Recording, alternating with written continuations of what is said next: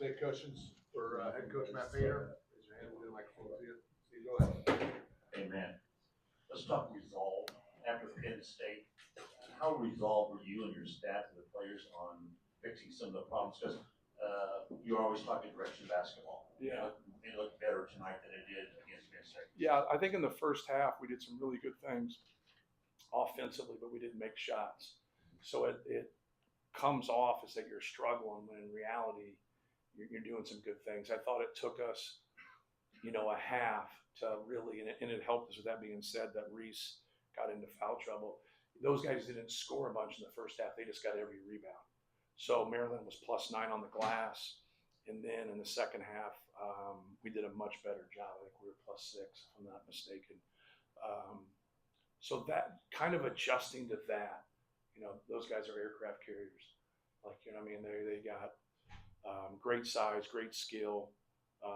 Queen's fabulous. The way he can pass, and he's 2 for 10.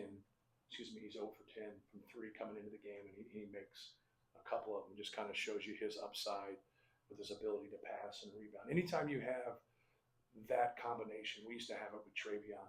You really help your cause because you got a big that can see over everybody and pass the basketball, and they can pass at an elite level and they can rebound at an elite level. And then his ability to dribble and spin and do stuff, very, very uncanny. You don't see that a lot, but he's got a bright future. But no, just proud of our guys for hanging in there, and obviously helps our morale when we make shots and trying to build off of it. And I think you saw a lot of good execution in the game on our end, but more shot making in the second half.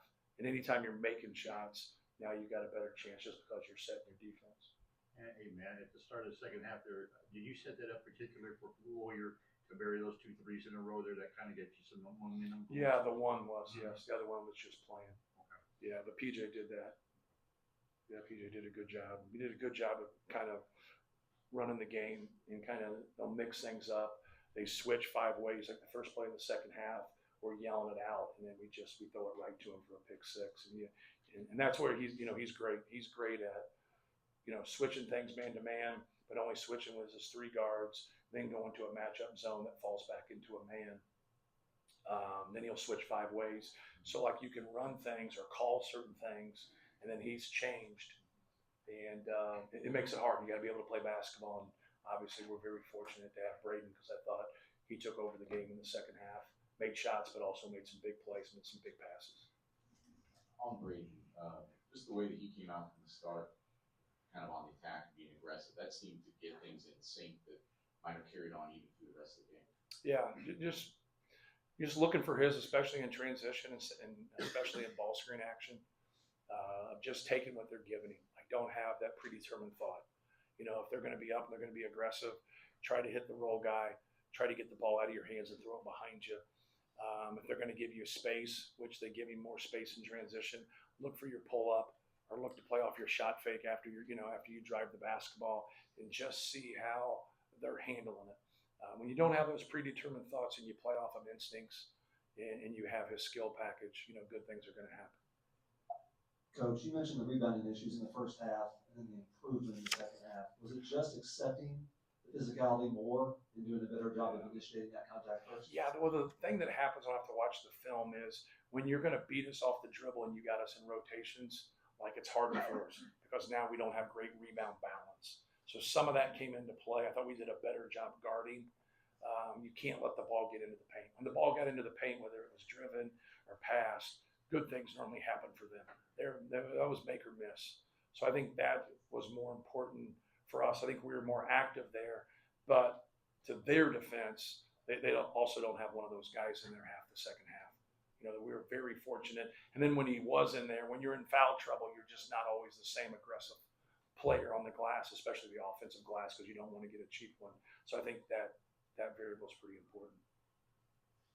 Matt, you're down 5 at halftime, and Braden said you were in a good situation because the shot selection was pretty good overall in the first half. Is there something to be learned over the course of becoming kind of a veteran that you don't panic in those situations and realize just keep doing what we're doing because we're doing the right thing? Yeah, you just try to feed them the accurate numbers. So when you have 2 turnovers at half and you've taken shots, I thought we had a handful of possessions where our size didn't really crash the glass. You know, you saw Miles get in there and get, you know, some putbacks there that really sparked us to got us going. But I thought we had some opportunities with our 4 and our 5 that just floated back in transition defense. You got to be able to steal some points there because we missed some shots at the rim. And Derek Queen blocked a couple. You know, Reese blocked, I don't know if he blocked a couple, but he definitely changes things. Yeah, he had 2 blocks. Queen had 2 blocks.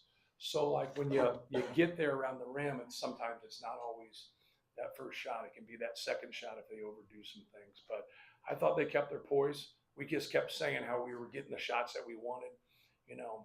And that was the case the other night against Penn State. We weren't getting shots.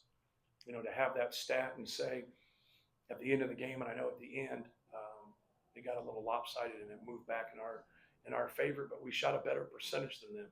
Nobody would have walked out of that gym and said that until you grabbed a box score, right? It was just a blowout. You know, it was a 30-point blowout that ended up at 11. And when you get there and you look at that, you're like, well, you have 24 possessions where you don't have a shot. Just give yourself a chance. And I thought tonight we got really good shots and we gave ourselves a chance. It's not been common the last couple of years that you've gone into games with a smaller front court. Have you kind of had to view things a little bit differently? Have you taken anything from what people have been trying to do to you for 5 years? Right. Yeah, you definitely know how they're going to attack that. That's not hard to figure out after the dudes we've had. But just trying to defensively get them where they – a lot of times when you're overmatched, you do something stupid.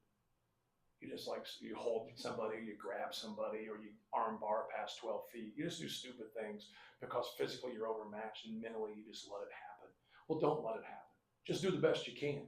Like the one time Cam went back and got Derek Queen and he didn't move him. But he went back and cracked him, hit him hard as he could. Sometimes, you know, guys that are that size, but he tried his best. It's like putting your kid on the bus, you know, for the first day. Just try your best, man. Just go there. But we got to trade out somewhere, right? So we got to trade out. We got to space him and bring one of those big guys out and make him play that way. So, like, I thought Cam had some good trade out.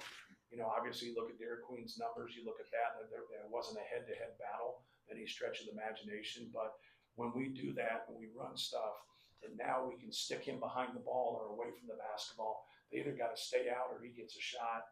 And then now, if they do, those pocket passes are because of spacing. And now getting the ball in there to Trey, right in that little sweet spot right there where he can shoot hooks, dump down, or spray out. You know, that's all because of spacing of those guys. But yeah, it's a difficult chore. It's a difficult chore. Like, those guys are really good players, very good physical presence. Yeah, if Reese goes to the bench and foul trouble, and Trey really got going then against Queen in that situation, and Reese immediately comes back in later, and you guys immediately go after Reese. Is that play coming in from the bench, or is that just Braden and Trey knowing the situation?